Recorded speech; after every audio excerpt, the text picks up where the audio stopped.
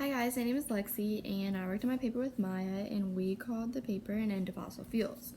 So basically our problem was that the current use of fossil fuels, although they have been used for a very long time, come with a lot of disadvantages. And so the two main problems that we focused on was that the environment is greatly affected by the combustion of fossil fuels, which then affects the humans, and that the fossil fuels are not renewable sources, so meaning once they're used, they're going to be completely gone, and we're eventually going to run out of these sources. So regarding the environmental problems, so the long-term oil and gas production has impact on everything from like the soil, the water, the air, the environment we live with, and like I said before, the human health. So the combustion of fossil fuels can create different things like smog, acid rain, global warming, which is caused by greenhouse gases, which could be like carbon monoxide, carbon dioxide, and other chemicals, as well as climate change. So these different things that I just talked about can have an effect on human health, which could be eye irritation, damaged air sacs in the lungs, shortness of breath, fatigue, nausea, and even aggravated respiratory problems. Like I said before, carbon monoxide, a greenhouse gas, is very poisonous. It's colorless and odorless, and it causes organs to not get enough oxygen in the brain. An example too is acid rain can cause many health problems as the tiny particles get into the lungs, and it could also get into waterways and soil and affect wildlife and eat away at forests and other plants. The environment continued, so the production of coal actually has one of the biggest impacts on the environment due to extraction, because it destroys forests and habitats that are actually used to reduce and recycle carbon, because then the carbon is burned and the CO2 is emitted into the air and accumulates as population waste. The production of crude oil as well is also extremely invasive into the environment, as it causes the drilling of the crude oil causes deforestation, solid and liquid waste, chemical contamination, and different things like that. So sustainability. So the current consumption of level of fossil fuels around the world is causing supplies to drop, and the world currently uses fossil fuels for 80 to 90% of the energy production, and that's around the same as the United States itself.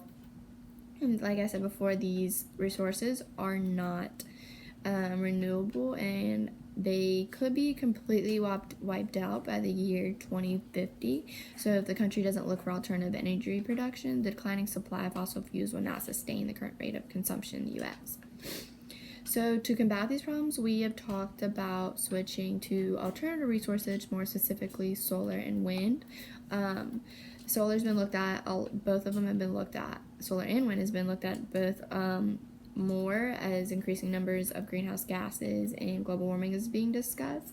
So a technology that is a clean energy source is a photovoltaic system, which is like the solar panels that you see is basically just one or more solar panels combined with an inverter and electrical and mechanical hardware that use the energy from the sun to generate electricity.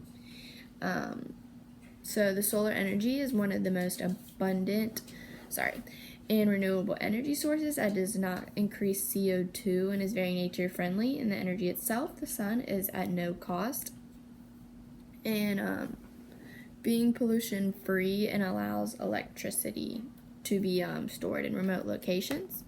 Wind energy involves the process of producing electricity by using the free-flowing air that occurs naturally on the planet. Wind energy has risen in particularly popularity in many areas and countries all over the world. And actually, 2015 in March, the United States had the ability to power over 3 million homes with energy, and it is estimated to provide approximately 20% of the world's energy by 2030 and will continue to increase by 2050. So some critics argue that although the alternative sources some may say that they're not that cheap or bring up problems regarding storing energy when like the sun isn't out or the wind is not blowing, but research has been looking into this a lot, and there are different ways to do this to store the energy. And although the upfront costs may look pricey, they're actually turned out to be cheaper in the end, and the excess electricity that isn't consumed can be actually sold for money or bill credits. So solar and wind energy are what the world really needs and solves the problems discussed above. They're renewable, abundant, sustainable, and they're environmentally friendly. So regarding the policy subsystem, the various government agencies such as the Environmental Protection Agency, the Congress, Environmental Quality Council, the Department of Energy, all have the responsibility to ensure that the country is able to produce energy so to sustain the citizens' country's way of life and to look at alternative sources, because the bottom line is that the current fuels that we are using not only have long-lasting effects on their environment, but the sources themselves are not long-lasting. It will not be long before these sources run out completely. So basically, in conclusion, like I said before, these aren't renewable sources. They won't be run out used forever. And switching to these alternative sources, we would keep the environmental cleaner and not have to worry about sustaining our energy. As sustainable energy sources meet the needs of the present without compromising the ability of future generations to meet their needs. So switching to these alternative energy sources will have a significant impact.